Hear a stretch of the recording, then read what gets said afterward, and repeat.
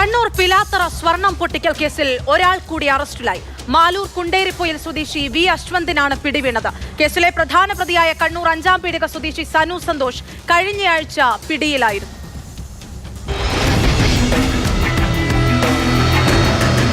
യാത്രക്കാരെ തട്ടിക്കൊണ്ടുപോകാനും സ്വർണം പൊട്ടിക്കാനും നേരിട്ടിടപെട്ട വ്യക്തിയാണ് അശ്വന്ത്.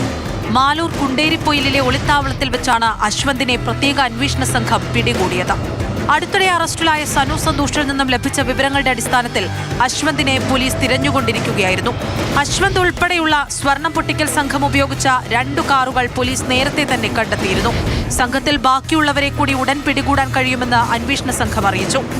നിലവിൽ അശ്വന്ത് മറ്റ് സ്വർണം പൊട്ടിക്കൽ കേസിൽ ഉൾപ്പെട്ടതായി വിവരമില്ല. കൂടുതൽ ചോദ്യം ചെയ്യലിൽ വിവരങ്ങൾ പുറത്തുവരുമെന്നാണ് പോലീസിന്റെ പ്രതീക്ഷ. എന്നാൽ ഒപ്പമുണ്ടായിരുന്ന സനു സന്തോഷ് പാനൂർ കേന്ദ്രീകരിച്ച് നടന്ന സ്വർണം പൊട്ടിക്കൽ സംഘത്തിലെ അംഗമാണെന്നും വ്യക്തമായിട്ടുണ്ട്. കഴിഞ്ഞ മാസം 2-നാണ് തലശ്ശേരി ചിറക്കരയിൽ താമസിക്കുന്ന മഹാരാഷ്ട്ര സ്വദേശി കുമാർ ജലന്ധർ നിഗമിൽ നിന്ന് 55 ലക്ഷം രൂപയും 25 ഗ്രാം സ്വർണവും കവർന്നത്. ഇന്നോവ കാറിൽ വന്ന സംഘം പയ്യന്നൂർ എടാട്ട് ദേശീയപാതയിലെ സർവീസ് റോഡിൽ വെച്ച് തടഞ്ഞുവെച്ച് തട്ടിക്കൊണ്ടുപോയി ആക്രമിച്ച ശേഷമായിരുന്നു കവർച്ച.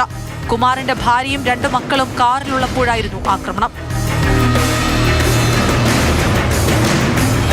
മാതൃഭൂമി ന്യൂസ്, കണ്ണൂർ.